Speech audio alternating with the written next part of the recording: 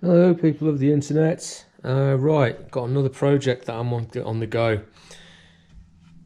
I'll do another full build and try my level best to take everyone along for the ride this time. It's something I've tried before, but it's so hard actually doing these videos. You know, you start working on something and you forget to hit record, and before you know it, the job's done and you can't go back and do it again. But I'm going to do my best and try and do it from scratch this time.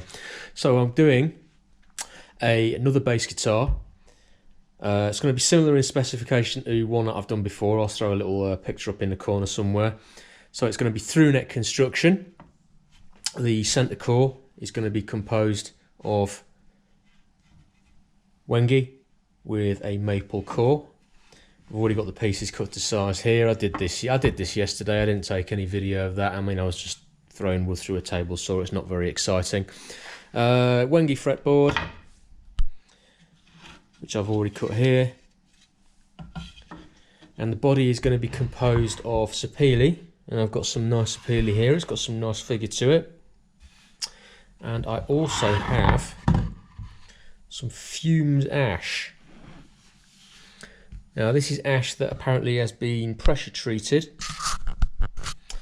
so it's got like a really sort of nice chocolate brown sort of colour to it, with some really prominent wood grain to it.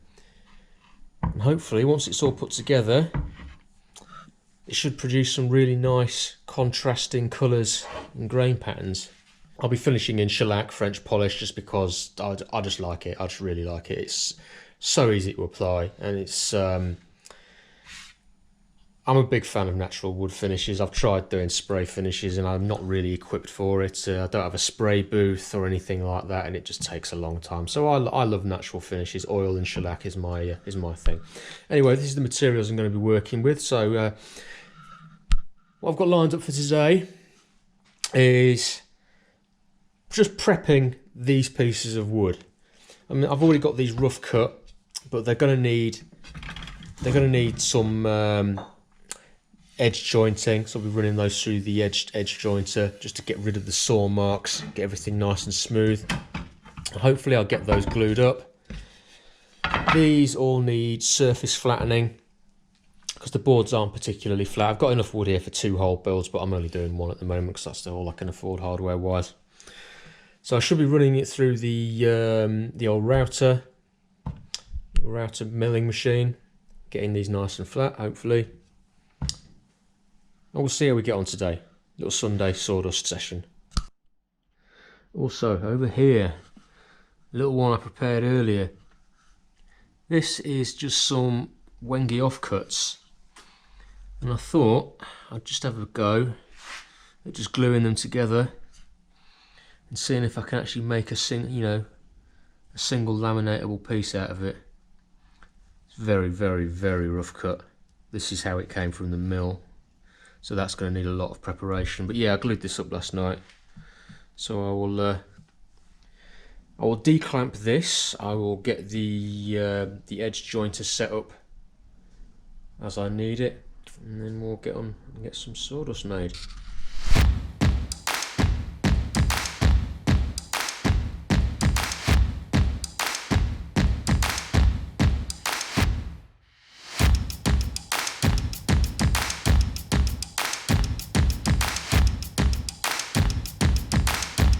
Okay, so what you just saw in the time lapse there, if you were paying attention, was just me setting up my edge jointing setup here, making a futile attempt to tidy the eternal mess that is my workshop.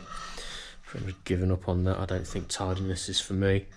I've already made a video showing you how this works. You notice I set this up and then unset it because it wasn't properly perpendicular with the workbench, which as it turns out was caused by a tiny little glue drip on the bottom of the pipe. So it's always worth checking everything, and I had to give the surface a scrape down because I use this workbench for everything, you know, including doing glue ups. There's always blobs of glue and random bits and bobs just left on the surface, so it's always a good idea to just make sure your surface is flat. Anyway, that's all set up now, so I'm going to have a go tidying up this piece of Wenge first, and then we'll see about all the other main parts that I've got lying about. So I'll just stick you back on time lapse and we'll get to work.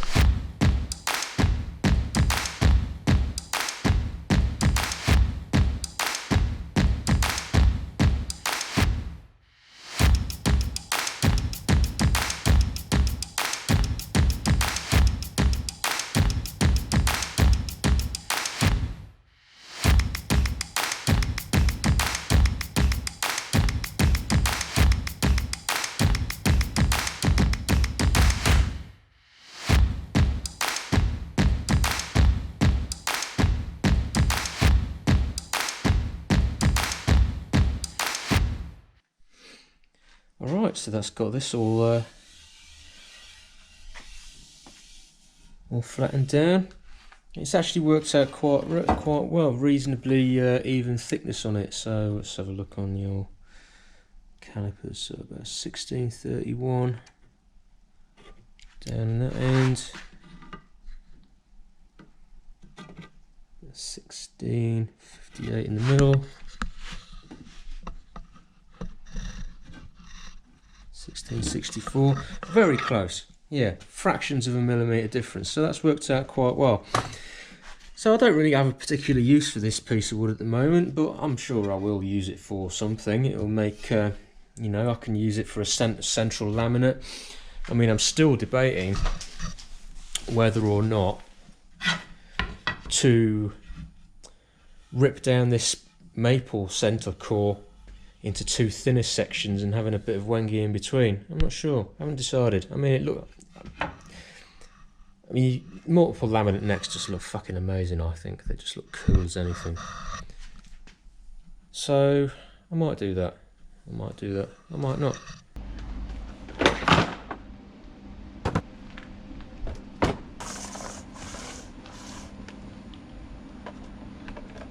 Right, decided I'm doing it. Got plenty of maple, so what I'm going to do is I'm going to slice this down into thin pieces. I'm going to cut down this bit of Wengi I prepared earlier as well, and we're going to do a triple laminate core section in the middle because it'll look very pretty. I'm outside in the car park because I'd rather keep the dust, as much dust out of my workshop as possible. So here we go.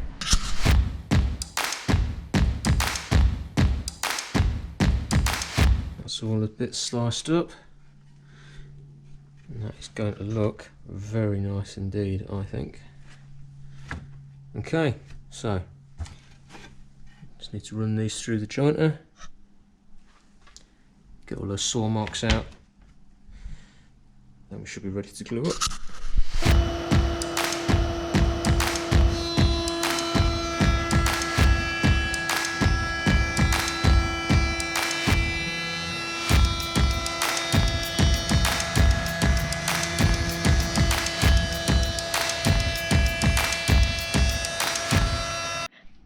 Camera just died, so I don't know what just happened, but anyway, I'm just going to start on work on the glue up now. All the pieces are all trimmed and edged and what have you. This is the glue I'm using, just ordinary Evo-Stik wood adhesive.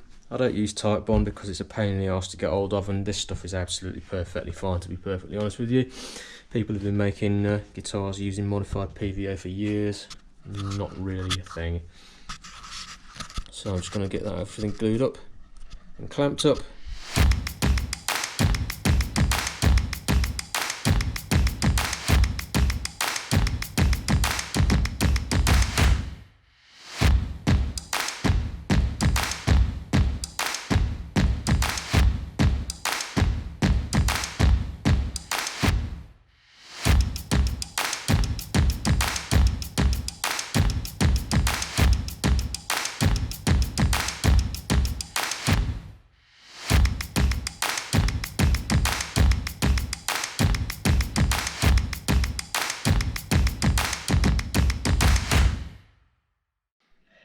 Alright, I think I can safely say I've clamped the absolute shit out of that. So that's just going to be left overnight to dry now. Clamped it down in the middle as well, just to make sure that all the laminates are flat down against the bottom there. I think I'm going to see about doing the surface flattening now. So I'll be getting the router jig out. Here's the setup I use for flattening boards. It's really reasonably flat looking, but you know, I'm just going to take a little bit off the surface. All it is some linear guardrails and a router slides along the top track. This is probably going to be the last thing I record today, as I'm running out of space on my GoPro's memory card, and the weather is not looking great, to be honest with you. It's probably going to rain, but I'll get these done and then that'll probably do it for today.